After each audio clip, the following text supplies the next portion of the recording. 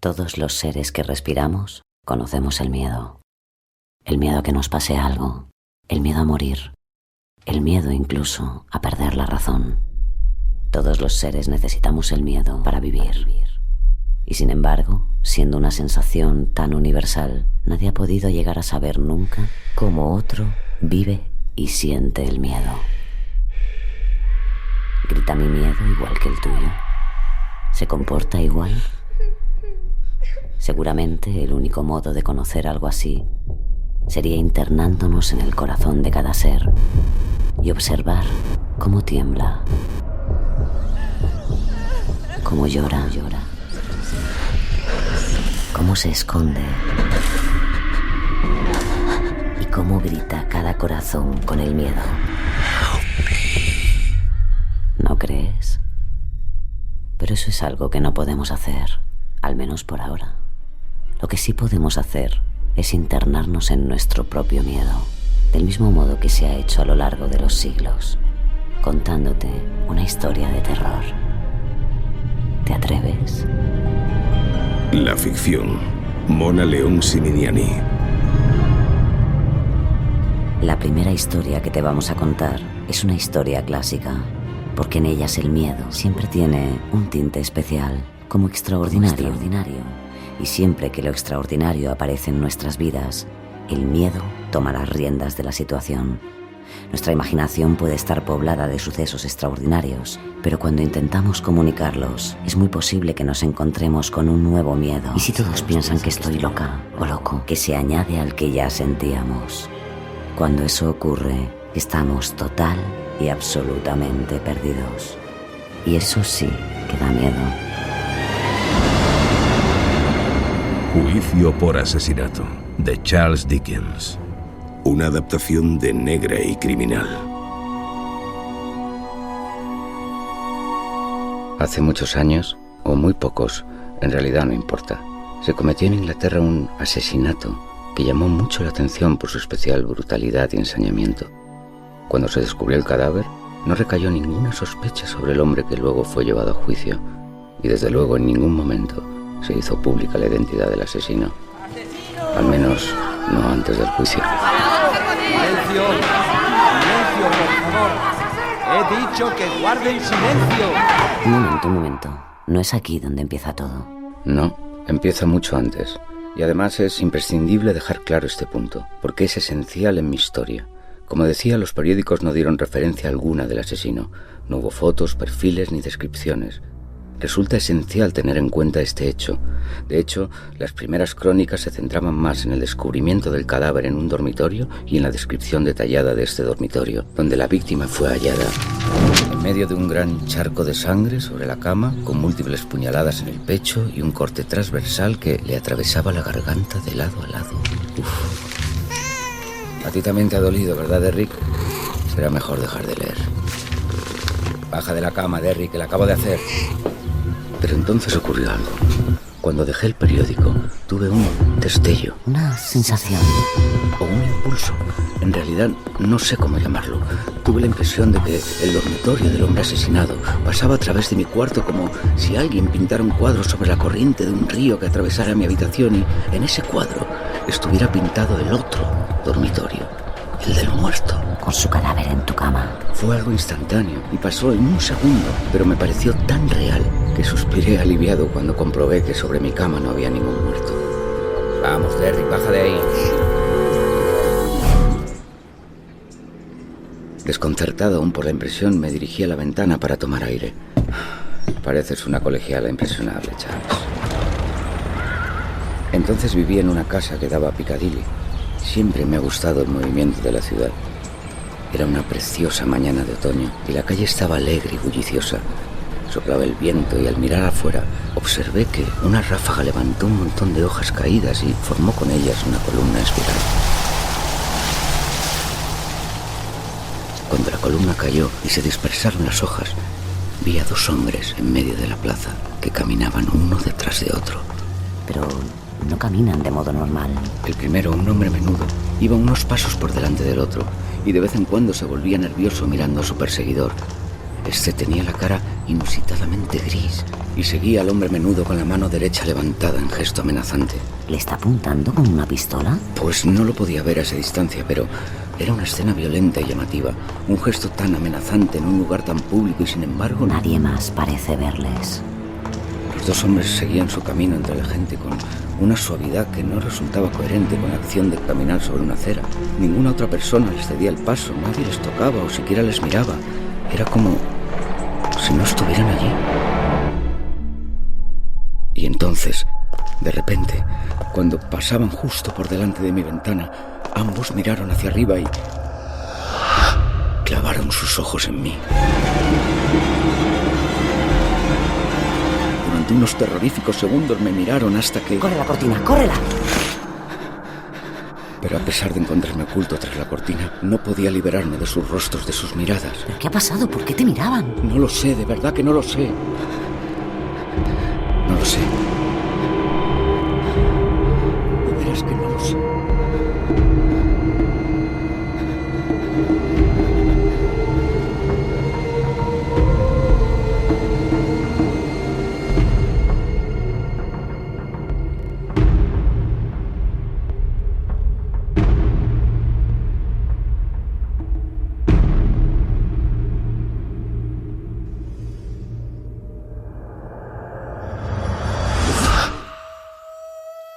Stop. No conté a nadie el episodio de los dos hombres de Piccadilly. Mary siempre dice que para ser empleado de banca tengo más bien la imaginación de un escritor de novelas, y no tenía ganas de ser objeto de sus burlas durante meses.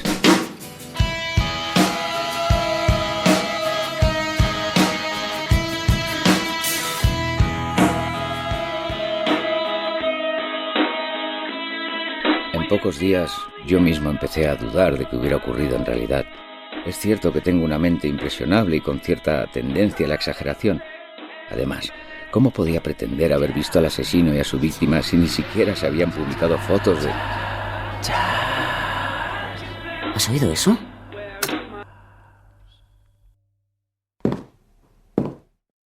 ¿Hay alguien ahí? Pero no había nada ni nadie. Verdaderamente empezaba a pensar que mi imaginación se estaba pasando de la raya con sus... Ahora sí, para la música. ¿Quién es? ¿Quién anda ahí?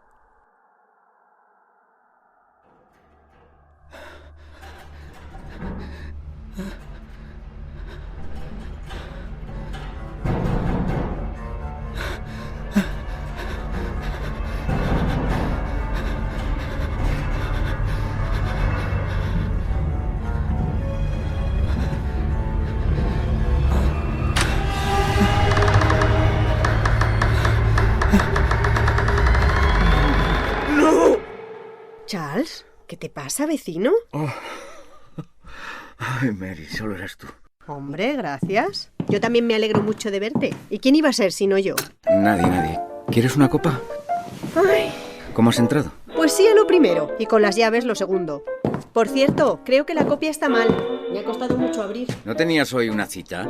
Por eso he pasado por aquí antes de subir a mi casa. ¿Qué os pasa a los hombres, Charles? ¿Me lo puedes explicar? Me fui a la cocina para tratar de tranquilizarme.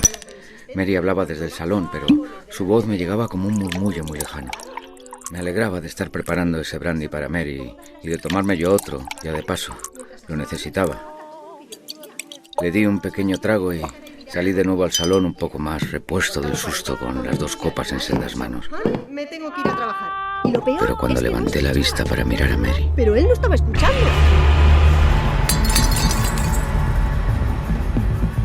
Charles, ¿estás bien?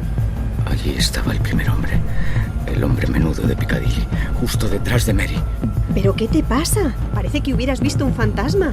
Tenía un aspecto infame y una horrible raja supurante le atravesaba el cuello de lado a lado. Sus ojos Estaban clavados en mí como si... Charles, ¿me estás escuchando? Has tirado las copas. Se quedó parado a escasos centímetros de la nuca de Mary durante unos segundos.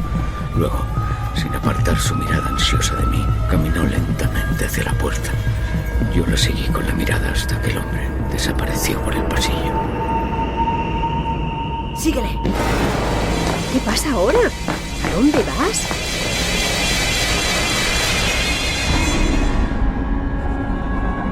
Pero cuando llegué no había ni rastro del hombre. Mira, ya he tenido suficientes desplantes por una noche. Me voy a mi casa. No puedes quedarte solo. No, Mary, no te vayas, por favor. No me dejes aquí solo.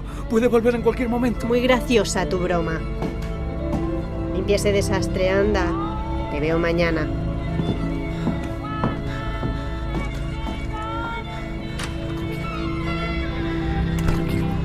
Tranquilo.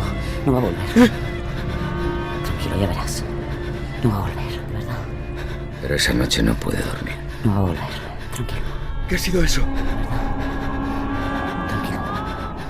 Tranquilo, de verdad. Tranquilo.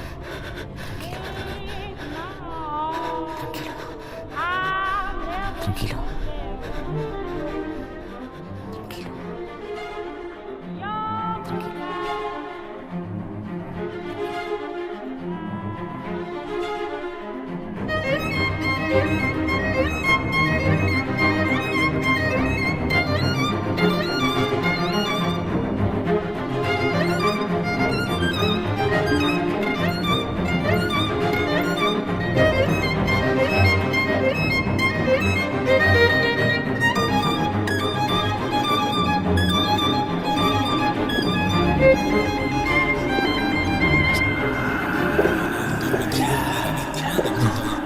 ¿Tienes la imaginación de un escritor de novelas?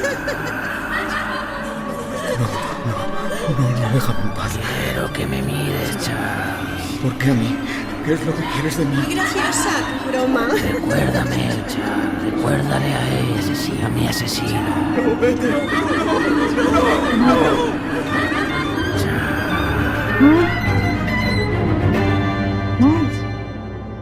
Charles, despierta. ¡Despierta! No, Tranquilo, Charles. Soy yo, Mary. ¿Qué pasa? ¿Qué ha pasado? Tranquilízate, has tenido una pesadilla. Estabas gritando, te he oído desde mi casa y me he asustado, así que he entrado. ¿Estás bien? ¿Qué está pasando, Charles? No lo sé. Esos ojos, ese hombre. ¿Qué hombre? No se lo digas, no te va a ¿De creer. qué hombre hablas? No sé, supongo que solo ha sido una... ¿Qué es eso? No es nada, solo es el timbre de la puerta. Charles, de verdad me estás empezando a preocupar. Espera un momento, voy a abrir. No te vayas, no me dejes aquí. Solo voy a abrir la puerta, no pasa nada. Déjala ir, si no va a pensar que estás loco. Ahora mismo vuelvo. Sí, está bien, sí. No puedes contarle nada, ¿eh? No. Todo esto es solo producto de tu imaginación, como yo. Sí. Has tenido una pesadilla, no es más. Sí. Ya vuelve. Ni se te ocurra hablarle del hombre del cuello cortado, ¿eh? No. ¿Con quién hablas? Con nadie. Era el cartero. Traía una notificación de los juzgados. ¿De los juzgados? Déjame verla. ¿Qué es? ¿Qué dice? Me citan para que forme parte de un jurado criminal. ¿En serio? Déjame ver. Tienes que presentarte en el Old Bailey. Debe ser un caso de asesinato. No pienso ir. ¿Cómo que no? Si te citan tienes que ir. ¿Puedes conseguir algo que te exima? Supongo que no. No pone por qué caso es. Tú sabes qué caso es. Me parece que vas a tener que ir. Me parece que sí.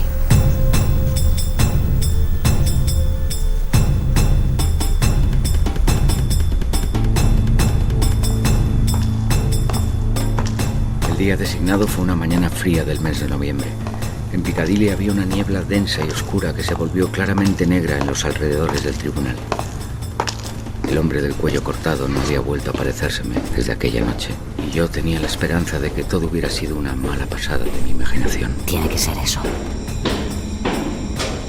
Disculpe, en esta carta me han citado para... Déjeme ver. ¿Es usted el señor Thompson? Sí, Acompáñeme, por favor. fui conducido hasta la sala. Abran paso, por favor. Atrás, Estaba abarrotado de gente. atrás. Siéntese allí. Tomé asiento en el lugar designado para los jurados y miré a mi alrededor entre el gentío. Poco después entró el juez y tomó asiento. ¡Silencio! Comienza la sesión. Alguacil, lea la lista de los jurados. Y hagan pasar al acusado. Matthew Cameron, Brandon Brown. El alguacil recitó los nombres, pero los cientos de ojos presentes en la sala estaban clavados en un solo punto: la puerta por la que había de entrar el acusado. Finalmente, la puerta se abrió y entonces Pero ese hombre no es. le vi. ¡Silencio! Era él, el segundo hombre que había visto en Piccadilly, el que levantaba su mano amenazando al hombre del cuello cortado. Tuve el impulso de salir corriendo de la sala. El hombre miraba a un lado y a otro con los ojos inyectados de ansiedad, pero cuando llegó a mí me clavó su mirada llena de pavor. Charles Thompson. Charles Thompson. Ese eres tú, contesta. Presente. El acusado se agitó violentamente y sin dejar de mirarme por un segundo, habló al oído de su abogado con gestos muy apresurados. El abogado me miró un momento y... Señoría, mi cliente solicita la recusación de un miembro del jurado. Señoría, la petición es completamente irregular. Pido su desestimación. ¿De qué miembro se trata y qué razones aduce el acusado? ¿Letrado? No conoce su nombre, señoría, pero se trata del caballero sentado en el extremo izquierdo de la banca. ¿Eres tú? Levántese el jurado. Levántate. ¿Cómo argumenta el acusado la petición? El acusado volvió a murmurar en el oído de su abogado. Señoría, mi cliente está convencido de que si ese hombre permanece en el jurado, su causa no tendrá ninguna oportunidad. Yo temblaba aterrado. Entonces, aquella escena en Piccadilly había ocurrido realmente. Ese hombre me conocía como yo a él. Se desestima la petición. Alguacil, prosiga con la lectura. Lauren James. Volví a sentarme. John Morris. 2 horas más tarde, me eligieron presidente del jurado. Alfred Hitchcock. Por eso estás aquí. Frederick Para Hoover, él, tú eres el encargado de que se haga justicia. Jeremy Wells. Evan Alexander.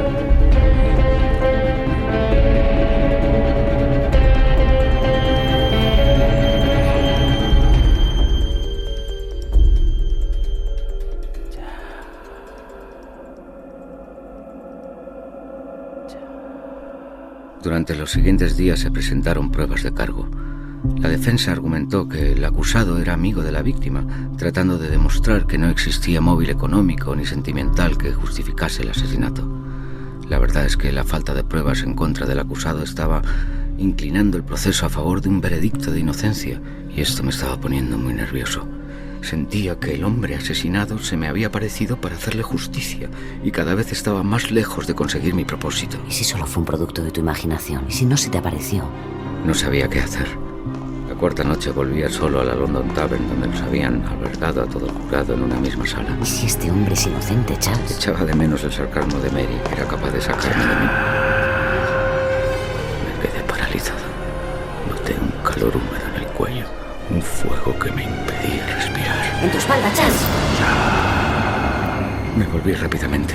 Allí estaba, su cara a 3 centímetros de la mía, sus ojos inertes clavados en los míos y su cuello cortado, embadurnado de sangre. Si el muerto hubiera tenido aliento, lo hubiera sentido en mis propias mejillas. ¿Qué haces? ¡Vete de aquí! Pero no podía despegar los pies del suelo. De repente, el espectro miró a un lado. Lentamente levantó su mano derecha. De ella colgaba una cadena con un reloj antiguo de bolsillo manchado de sangre. ¿Qué es eso? Busca, Charles. ¡Charles, vete! ¡Corre!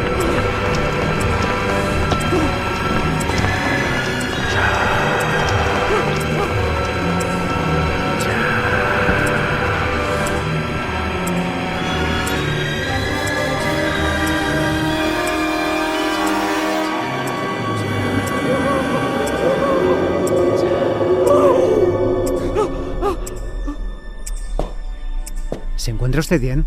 Sí. Yo que usted me cambiaría la ropa. Tenemos que estar en la sala en 20 minutos.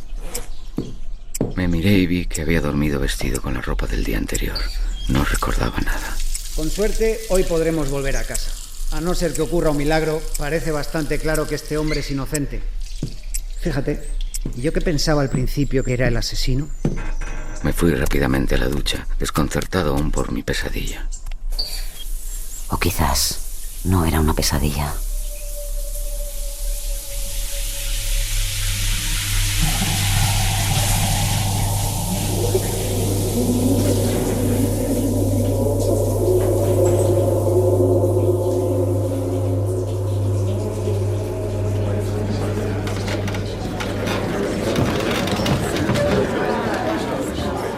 Comienza la sesión. Comienza el turno de la defensa. Letrado, por favor, proceda. No puedes dejar que este hombre se salga con la suya, Charles. No había terminado de pensar esto con una cierta ansiedad cuando un ayudante se acercó rápidamente a la banca de la fiscalía y murmuró algo. Hubo un revuelo y el fiscal se levantó con decisión. Señoría, nos ha llegado una prueba de última hora que quisiéramos presentar. Protesto, señoría. El inventario de pruebas está... Ha aparecido esta mañana, pero creemos que es de suma importancia para el proceso. Veamos la prueba, fiscal. El fiscal mostró al juez y a toda la sala una bolsa de plástico. Es un reloj de mano perteneciente a la víctima con restos de su sangre y las huellas del asesino en él. El reloj está parado a las 11:43, la hora en que presuntamente fue cometido el asesinato. ¿Cómo ha llegado hasta su poder? No lo sabemos, señoría. Una fuente sin identificar lo ha dejado esta mañana en una comisaría de policía. ¿Tú? ¿Lo entregaste tú? En ese momento, justo detrás del fiscal, vi la figura del hombre del cuello cortado. Una sonrisa le bailaba en sus labios muertos, haciéndome entender que sí, con toda seguridad. La fuente sin identificar era yo. El hombre del cuello cortado parecía casi eufórico. De pronto, sin que nadie más advirtiera su presencia, se volvió hacia el público presente y alzó los brazos como un director de orquesta. Un rumor empezó a levantarse por toda la sala. ¡Asesino! Poco a poco, al principio. Y cada vez más. ¡Asesino!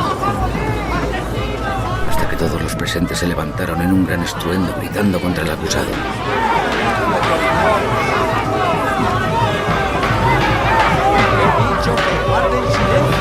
El hombre asesinado dirigía la algarabía con sonrisa triunfal.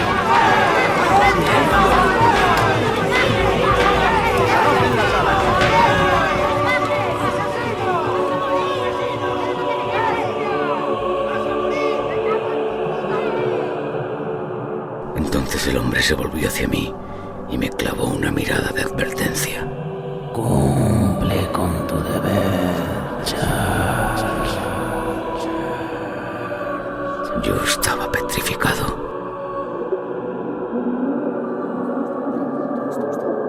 Todo esto no está ocurriendo. Charles, tienes que despertar. Charles, tienes que despertar. ¡Desalojen la sala! ¿Se encuentra bien? ¿Está usted temblando? Sí, perfectamente. Aquella fue solo la primera de muchas apariciones del espectro en tribunal. Él mismo se iba a encargar de conseguir su veredicto.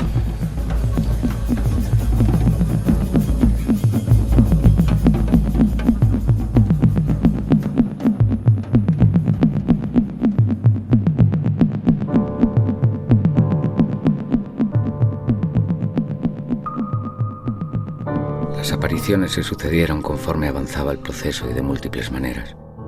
Cada vez que una prueba o una mínima declaración hacía peligrar el veredicto de culpabilidad del acusado. Entonces afirma usted positivamente que aquella mañana no vio salir al acusado de casa de la víctima. Sí, señor, sin ningún género de duda. Él se aparecía tras el declarante. El acusador no visitaba al señor.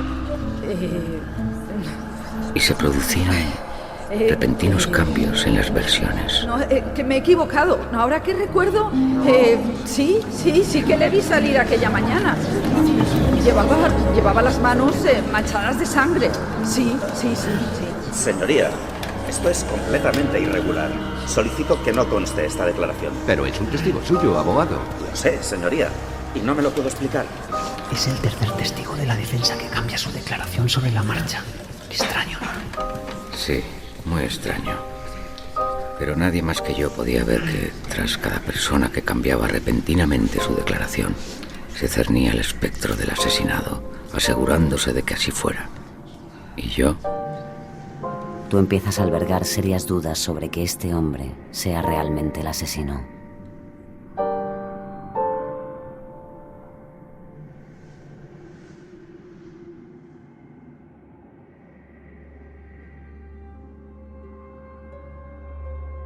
Nos retiramos a deliberar a las 10 de la noche del octavo día.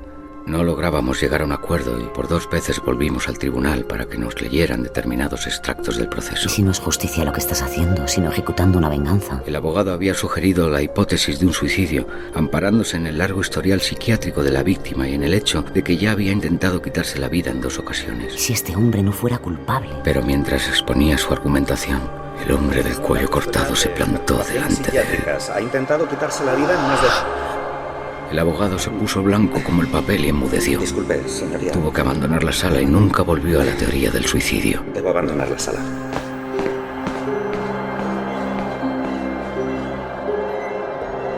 Tras horas de discusión sin conclusiones, nos fuimos a dormir a la sala común. Todos cayeron rendidos excepto yo, que no podía dormir atenazado como estaba por las dudas y el miedo. Y esa noche, mientras todos dormían, el espectro se apareció en la sala. Me clavó una mirada punzante y, sin apartar sus ojos de mí un solo segundo, fue cama por cama inclinándose sobre todos y cada uno de los jurados. Les susurraba una palabra al oído. Culpable. Y seguía hasta la siguiente cabeza. Culpable. Cuando hubo acabado con ellos, me miró con la sonrisa más macabra de todas las que le había visto. Te está advirtiendo. A la mañana siguiente no hubo discusión. Todos los miembros del jurado tenían claro su veredicto.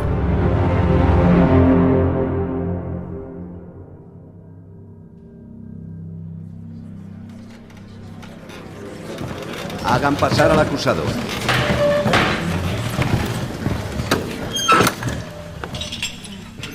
El reo caminó arrastrando los pies hasta situarse delante del jurado. Señor presidente del jurado, ¿tienen ya un veredicto? Sí, señoría. Puede proceder. ¿Estás seguro, Charles? El jurado del Tribunal Criminal Central de Old Bailey declara al acusado culpable. ¡Silencio! ¡Guarden silencio! Señor James, ha sido usted hallado culpable de homicidio en primer grado. Será ahorcado hasta morir. La sentencia se ejecutará el día... Señoría, ¿puedo decir algo? ¡Silencio! ¡Silencio, por favor! Señor, sabía que era un hombre condenado desde el mismo instante en que ese hombre, el presidente del jurado, entró en la sala. ¿En qué sustenta semejante acusación? El condenado se volvió hacia mí con gesto fiero y amenazante. La noche antes de que me apresaran, señoría, ese hombre apareció junto a mi cama por la noche. Me despertó y puso una soga alrededor de mi cuello. La sala enmudeció. A mí se me congeló la sangre. Llévense al acusado. En todo su camino hacia la puerta, el condenado no apartó su mirada vengativa de mí.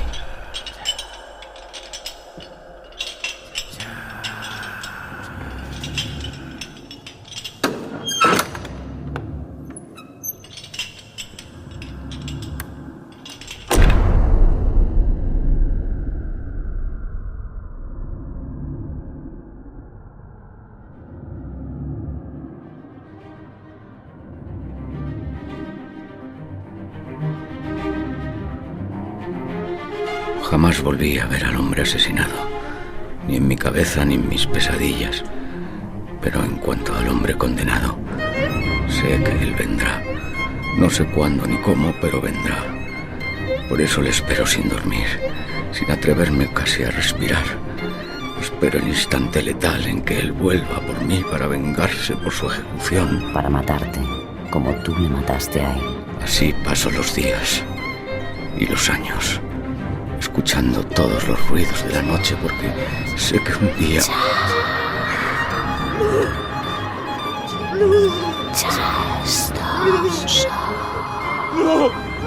Charles, tranquilo, soy Mary.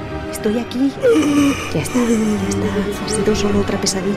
O quizás... ¿no?